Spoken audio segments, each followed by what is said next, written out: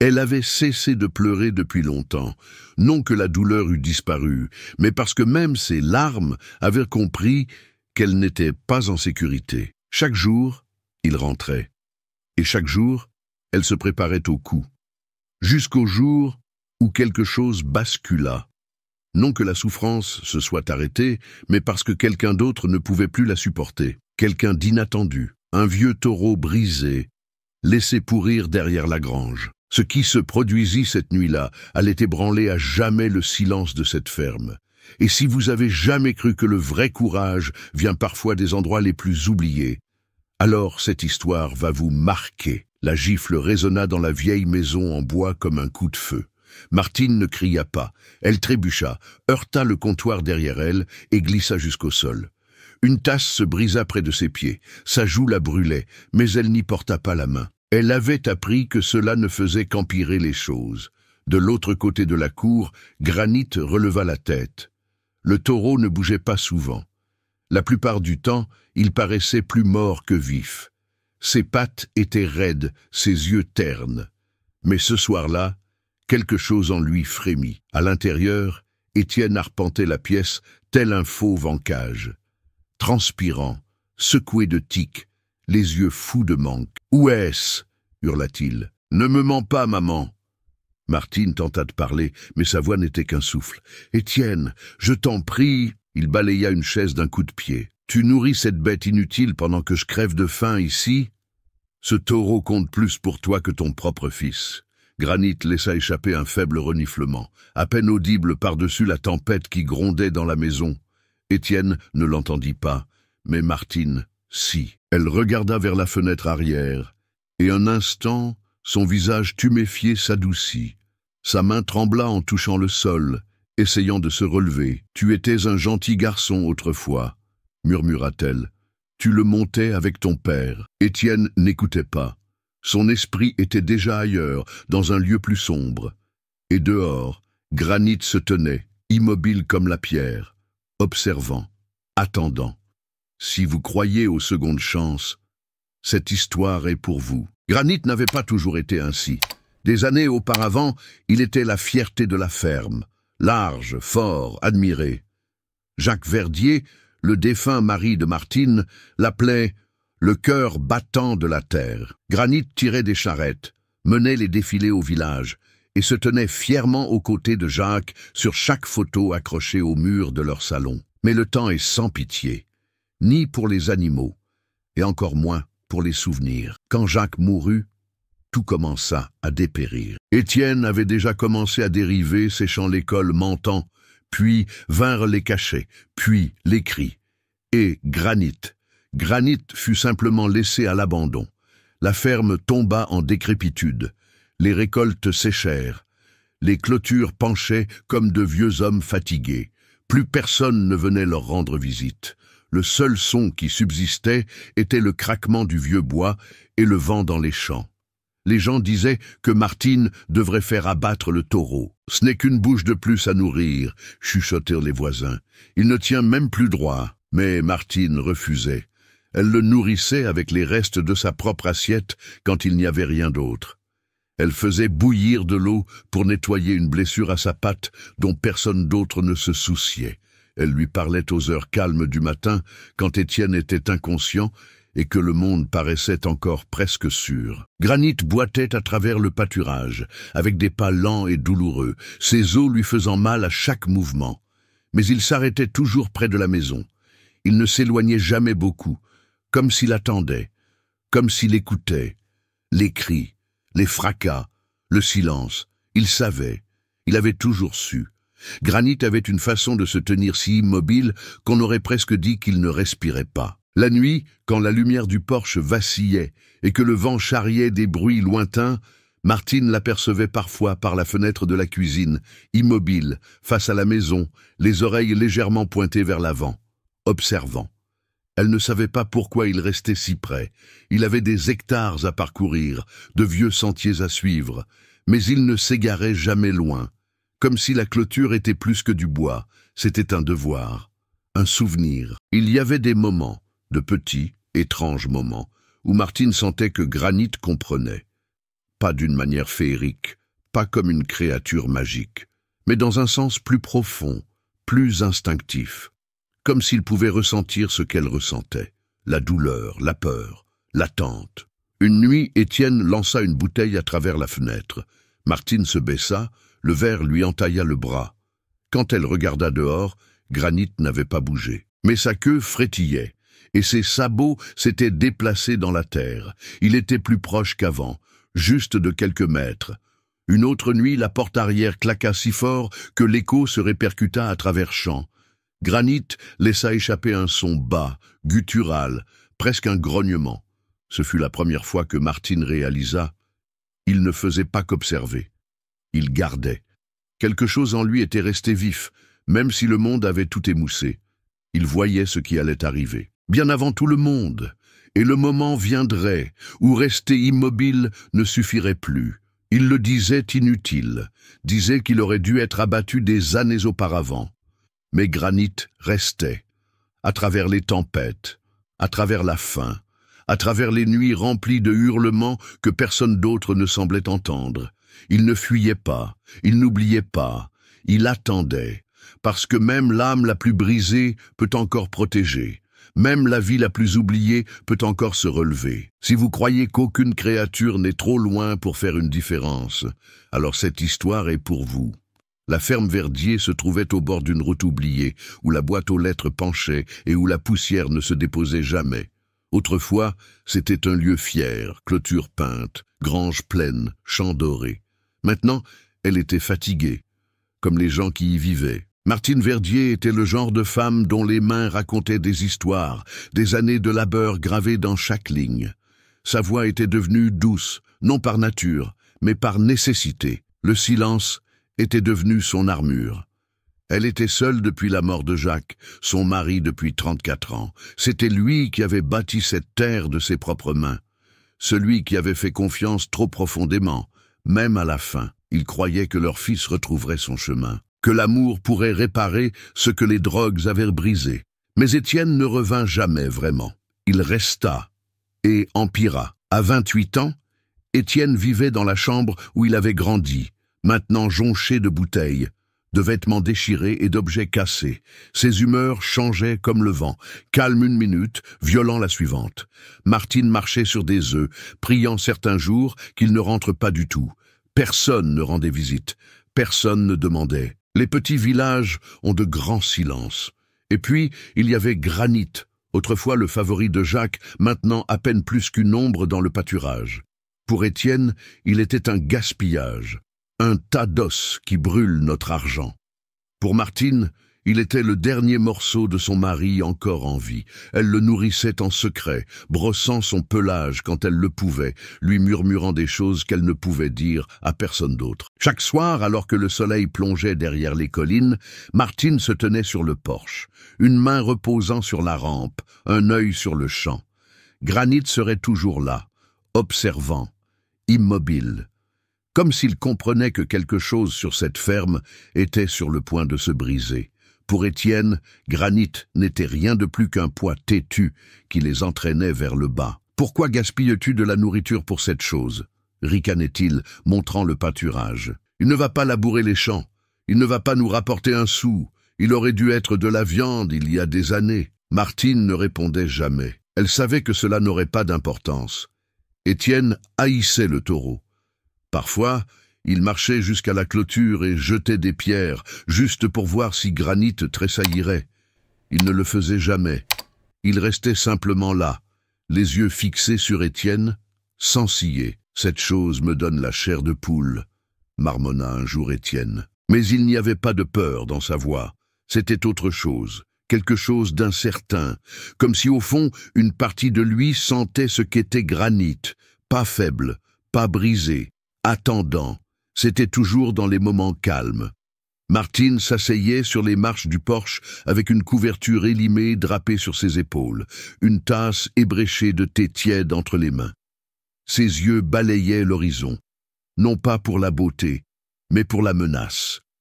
C'est alors qu'elle le voyait. Granit, se tenant juste au-delà de la clôture, encadré par le crépuscule ou le brouillard. Son corps était immobile, son souffle visible dans le froid, lent et régulier. Mais ses yeux ne quittaient jamais la maison. Parfois, elle lui parlait, pas fort, juste des pensées douces, à voix haute. « Je ne pense pas qu'il rentrera sobre ce soir » ou « Ta patte a l'air un peu mieux aujourd'hui, mon vieux ». Granit remuait une oreille ou déplaçait son poids. Et c'était suffisant. On aurait dit que quelqu'un écoutait. La connexion n'était ni bruyante ni chaleureuse. Elle était silencieuse, vigilante, partagée seulement par des regards et par la façon dont Granit se penchait contre sa main quand elle osait s'approcher de la clôture. À l'intérieur de la maison, la tension couvait, Étienne devenait de jour en jour plus agité. Il ne cherchait plus seulement de l'argent, il cherchait quelqu'un à blâmer. Martine était toujours sur son chemin. Les insultes devinrent plus acerbes, les menaces plus réelles. Il commença à verrouiller les portes la nuit, même à l'intérieur de la maison. Il cessa de se raser. Il se mit à transpirer à travers des vêtements propres. Et Granit devint plus alerte. Il arpentait plus souvent la ligne de la clôture. Il cessa de se coucher. Il attendit près de la porte arrière plus longtemps que d'habitude. Et une nuit, alors que Martine tombait à genoux dans le couloir après qu'Étienne l'eût bousculé, Granit beugla, un son long et profond qui vibra à travers le plancher. Martine leva les yeux à travers la fenêtre. Leurs regards se croisèrent. Il l'avait senti, même de là-bas. Il y avait un poids dans l'air maintenant, comme si le monde retenait son souffle. Les yeux d'Étienne changèrent. Ils restèrent vitreux plus longtemps, injectés de sang, sans ciller. Il parlait moins, mais quand il le faisait, ses mots coupaient plus profondément. Le silence entre les éclats devint plus dangereux que les cris. Il observait Martine comme si elle cachait quelque chose. De l'argent, des cachets, des secrets. Il commença à demander où elle allait pendant la journée. Pourquoi elle passait du temps près de la clôture? Pourquoi le taureau vivait encore? « Tu parles plus à cette chose qu'à moi », cracha-t-il une nuit. « Peut-être que je devrais l'abattre moi-même. » Martine ne répondit pas. Elle ne pouvait pas. Granit se tenait plus près de la maison maintenant. Chaque soir, un pas de plus. Son souffle embuait les vitres. Il ne sciait pas. Une nuit, Étienne se tenait à l'évier, faisant tournoyer un couteau à steak entre ses doigts, ne l'utilisant pas, juste le tenant. Regardant la lame capter la lumière. De l'autre côté de la pièce, les mains de Martine tremblaient, tandis qu'elle séchait un plat. « Pourquoi es-tu nerveuse, maman ?» demanda Étienne, son ton trop calme. « Tu m'as encore menti ?» Elle ne répondit pas. Mais dehors, Granit laissa échapper un souffle sec, frappant le sol une fois. Martine l'entendit. Étienne aussi. Ses yeux filèrent vers la porte arrière, et pour la première fois, il la verrouilla. La nuit tomba lourde, enveloppée de nuages et d'un vent qui poussait contre les fenêtres.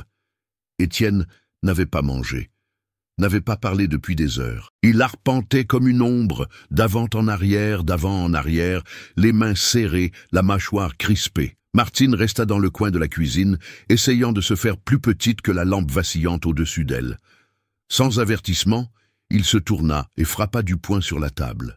Les pieds en bois cédèrent et les assiettes s'entrechoquèrent. « Tu me prends pour un imbécile ?» cria-t-il. « Tu l'as caché quelque part. Tu le gardes pour lui, n'est-ce pas ?» Martine se figea. « Étienne, s'il te plaît !» Il ouvrit un tiroir avec force. Des couteaux se dispersèrent. Il attrapa le plus grand, une lame lourde avec un manche noir. Sa prise était trop serrée. Ses yeux n'étaient plus des yeux, juste de la fureur et de la faim. « J'ai fini de demander. » Martine recula vers le cellier.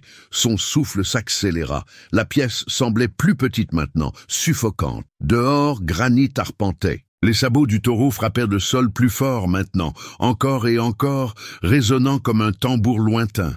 Il renifla, son souffle un nuage blanc sous la lune. Ses muscles se tendirent, ses yeux fixés sur l'arrière de la maison. Étienne s'approcha lentement de Martine, le couteau scintillant. « Je t'ai donné toutes les chances. » Elle leva les mains, tremblante. « Tu es mon fils. Non, je suis ton erreur. » Et c'est alors que Granit bougea. Avec une explosion soudaine, le vieux taureau se jeta contre le portail.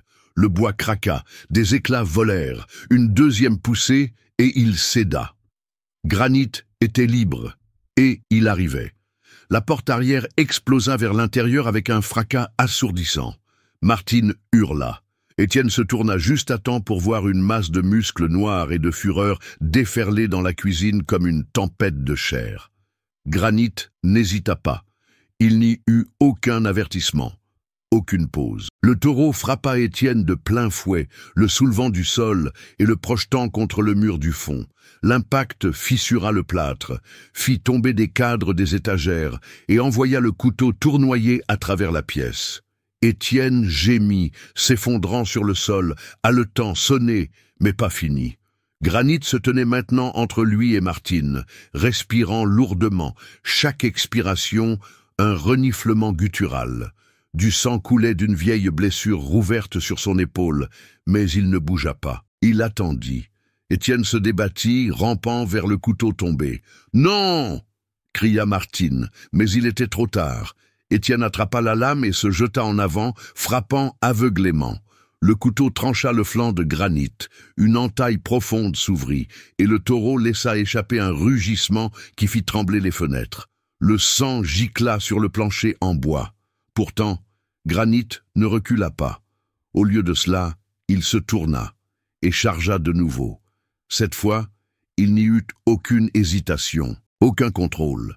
Seulement une puissance brute et une douleur et quelque chose de bien plus fort que l'une ou l'autre, une rage protectrice. Granit frappa Étienne de front, le projetant dans le vieux canapé avec une telle force qu'il s'effondra sous lui.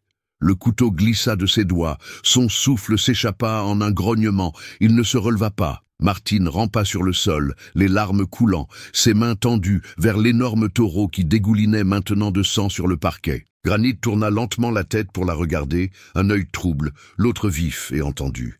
Elle posa sa main sur sa poitrine. « Tu es venu ?» Granit baissa la tête, touchant doucement son épaule. Dehors, le vent hurlait. À l'intérieur, rien ne bougeait, sauf la poitrine d'une mère, se soulevant et s'abaissant incrédule. Les sirènes brisèrent le silence comme une lame. Des lumières rouges et bleues peignaient les murs poussiéreux, projetant des ombres étranges sur les décombres du salon. Meubles cassés, verres brisés, sang. Et au milieu de tout cela, Granit, toujours debout, toujours observant. 2 gendarmes firent irruption par la porte d'entrée, armes au poing. Ils se figèrent devant la scène. Martine, berçant son bras, leva les yeux de l'endroit où elle était assise par terre à côté de Granit. Sa voix était rauque, à peine plus qu'un murmure. « Il a essayé de me tuer. » L'adjudant Dubois s'avança, la voix basse. « Madame, baissez votre arme si vous en avez une. »« Je n'en ai pas, dit-elle. Il a tout pris, sauf lui. » Étienne gémissait, recroquevillé près du canapé effondré. Un gendarme s'approcha, le menottant sans résistance. Le couteau fut mis sous scellé. Photo prise, déposition recueillie, mais aucun d'eux ne pouvait cesser de fixer Granit. Le taureau n'avait pas bougé. Il se tenait simplement au-dessus de Martine, comme un soldat gardant son dernier poste. Le sang coulait toujours de son flanc, ses pattes tremblaient d'épuisement. Quand le chaos se calma et qu'Étienne fut parti, Martine se pencha vers Granit et murmura « Allons te soigner, vieil ami ». Elle le conduisit lentement dehors. Chaque pas douloureux. La grange sentait la paille et le temps. Elle nettoya ses blessures avec de l'eau chaude et de vieilles serviettes, ses mains tremblantes. « Tu m'as sauvé, » dit-elle doucement. « Tu as été le seul à le faire. » Granit ne répondit pas, mais ses yeux ne quittèrent pas les siens. Et pour la première fois depuis des années, Martine ne se sentit pas seule. Certains disent que les animaux ne comprennent pas, qu'ils ne ressentent pas la loyauté, ne ressentent pas la douleur, ne ressentent pas l'amour. Mais Martine vous dirait le contraire. Car une nuit où personne d'autre n'entendit ses appels à l'aide, Granit, lui, les entendit. Il n'eut pas besoin de mots pour savoir que quelque chose n'allait pas. Il n'attendit pas la permission pour faire ce qui était juste. Il se moquait d'être vieux ou blessé ou oublié. Il agit. Il lui sauva la vie. Cette nuit-là, quelque chose changea à la ferme Verdier. Pas seulement parce qu'Étienne était parti, mais parce que Granit prouva quelque chose de plus puissant que la rage ou la peur. Il prouva que même ceux que nous mettons de côté, ceux que nous qualifions de brisés ou d'inutiles, sont encore capables de choses extraordinaires. Alors, si cette histoire vous a touché, même juste un peu, prenez une seconde pour respirer, pour réfléchir, pour vous souvenir de quelqu'un que vous avez jugé trop vite. ou de quelqu'un qui n'a jamais renoncé à vous.